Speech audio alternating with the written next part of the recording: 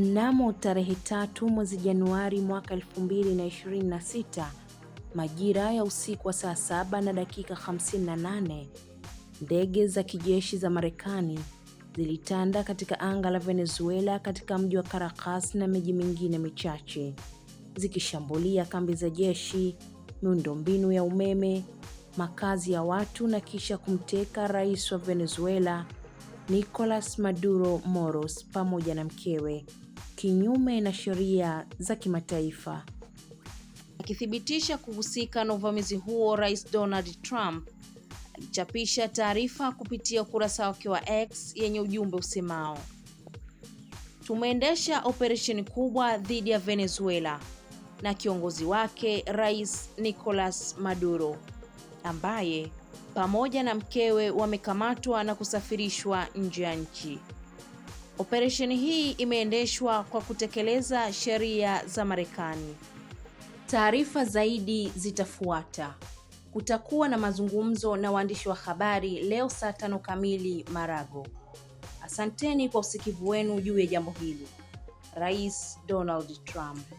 Baada ya kusambaa kwa taarifa hizo, viongozi waandamizi wa serikali na mkuu wa ulinzi waliojitokeza kuthibitisha kutoweka kwa Rais Nicolas Maduro na mkewe, kulaani uvamizi huo na kusisitiza kwamba Venezuela itaendelea kuwa imara, haitokubali kuwa koloni la Marekani, na kuthibitisha utii kwa kiongozi wao na kudai arejeshwe. Kiongozi wa kwanza alikuwa waziri wa ulinzi na usalama, Bwana Vladimir Padrino Lopez, ambaye aliutaarifu umma kuhusu shambulio hilo, akibainisha maeneo ambayo yalishambuliwa na kutangaza hali ya hatari, na kusisitiza kwamba kwa kufuata maelekezo ya rais wao Nicolas Maduro, jeshi litatumia uwezo wake wote kulinda na kutetea taifa lao. Na kisha akafuatia makamu wa rais Bi Delcy Rodriguez, ambaye alitaka Marekani kumwachia Rais Maduro na mkewe Celia haraka iwezekanavyo, akisisitiza kwamba wana wajibu wa kulinda uhuru wa taifa lao na kwamba hatokubali kuwa watumwa au koloni la mtu tena.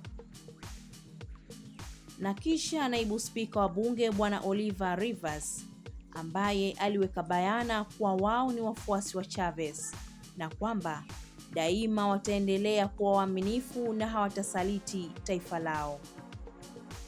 Bwana Rivas aliyasema hayo akishangiliwa na waandamanaji waliojitokeza kumuunga mkono Rais Maduro na kudai arejeshwe. Rivas alisisitiza kuwa wataendelea kubaki mitaani wakihamasisha na kuratibu mapambano ya kudai rais na mkewe warejeshwe. Wengi tutajiuliza, kwa nini Marekani ivamie taifa huru usiku wa manane na kumteka rais aliyechaguliwa kikatiba? Zipo nadharia mbalimbali zinazotokana na mirengo tofauti ya kiitikadi. Wapo wanaoamini hadaa za Marekani kwamba Rais Maduro ni dikteta na mhalifu anayestahili kuondolewa madarakani ili kuleta demokrasia nchini Venezuela, na kwamba Marekani inawasaidia wananchi wa Venezuela kwa kumwondoa Maduro. Hawa si wanafunzi wazuri wa historia, kwani wangetambua kwamba Marekani siku zote imetumia madai ya demokrasia na haki za binadamu kama kisingizio cha kuzivamia kijeshi nchi zingine ili kudhibiti na kupora rasilimali. Na wapo wanaolitazama jambo hili kwa uhalisia katika muktadha wa mfumo wa kiuchumi wa kibepari ambao ndio unatawala sehemu kubwa ya dunia kwa sasa. Ustawi wa mfumo huo ambao kwa sasa upo katika hatua ya ubeberu unategemea udhibiti na uporaji wa rasilimali za nchi zenye utajiri wa rasilimali na kuzilimbikiza kwa maslahi ya wachache katika mataifa ya kibeberu yakiongozwa na taifa la Marekani. Na kama ambavyo ukoloni mkongwe ulihalalishwa kwa kisingizio cha kuwastaarabisha watawaliwa, vivyo hivyo ukoloni huu mamboleo ama ubeberu unahalalishwa kwa kisingizio cha kulinda demokrasia na haki za binadamu pamoja na hadaa zingine zinazowapendeza mabeberu kutumia kwa wakati husika. Hivyo ndivyo Marekani imekuwa ikifanya kila wakati ilipotaka kudhibiti na kupora rasilimali maeneo mbalimbali duniani, ikiwemo Iraq, Libya, Chile na maeneo mengine mengi. Kiufupi, kinachotokea Venezuela sio kitu kipya, bali ni mwendelezo wa siasa hizo hizo za kimabavu na kiporaji za taifa la Marekani katika maeneo mbalimbali ya dunia, na hasa Amerika ya Kusini, eneo ambalo Marekani imekuwa ikilichukulia kama koloni lake. Hata hivyo, sio kazi ngumu kubashiri nini hasa Marekani inahitaji kutoka Venezuela, kwani Trump mwenyewe aliweka bayana wakati anazivamia meli za mafuta ya Venezuela katika bahari ya Caribbean, akisema kwamba Venezuela na mafuta yake ni mali ya Marekani na lazima watayachukua. Naam, Venezuela ndio taifa la kwanza duniani kwa utajiri wa mafuta, likiwa na kiasi kikubwa cha hifadhi ya mafuta kuizidi Saudi Arabia na Marekani. Ni taifa la kwanza kwa utajiri wa madini ya dhahabu na gesi asilia barani Amerika ya Kusini, ikikadiriwa kuwa na 70% ya gesi asilia ya bara nzima. Rasilimali hizo pamoja na nyingine ndio ambazo kiujumla zinatolewa macho na Marekani pamoja na washirika wake ambao wameiandama Venezuela kwa muda mrefu, toka wakati wa mtangulizi wa Rais Maduro, hayati Hugo Chavez.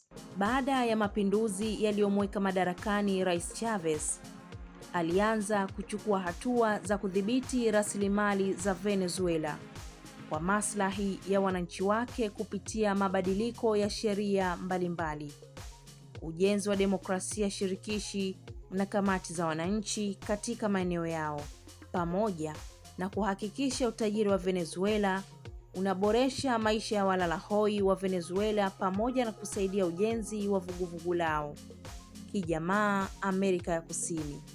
Masuala hayo na mengine mengi Rais Maduro ameyaendeleza baada ya kumrithi Chavez, licha ya changamoto walizopitia kama taifa. Kufuatia mabadiliko hayo, Marekani ilianza mashambulizi ya aina mbalimbali dhidi ya Venezuela kuanzia miaka ya 2000, ikiwemo kufadhili vikundi vya wapinzani ndani ya Venezuela, majaribio ya mapinduzi, vikwazo vya kiuchumi, majaribio ya kusimika vibaraka wao Marekani, hadi uvamizi wa kijeshi na kumteka Rais Maduro. Ni wakati huu ambao Venezuela imeimarisha zaidi ushirikiano wake wa biashara na washindani wa Marekani, hasa China na Urusi, ikifanya biashara ya mafuta kwa kutumia sarafu za mataifa hayo badala ya dola kama ilivyozoeleka.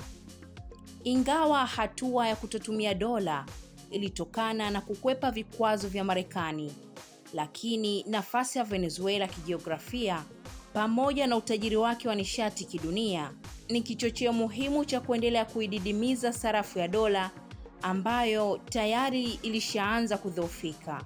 Naam, mwezi Juni mwaka 2024, mkataba baina ya Marekani na Saudi Arabia almaarufu kama Petrodollar Agreement, ambao ulisimika ukuu wa sarafu ya dola kwenye biashara za kimataifa, ulifikia tamati.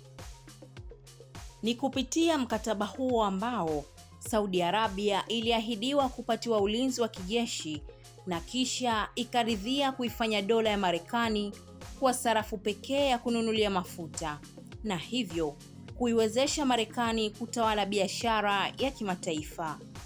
Hivyo kutamatika kwa mkataba huo pamoja na kuimarika kwa sarafu na ushawishi wa washindani kama China kunaifanya Marekani kuhangaika kunusuru himaya yake.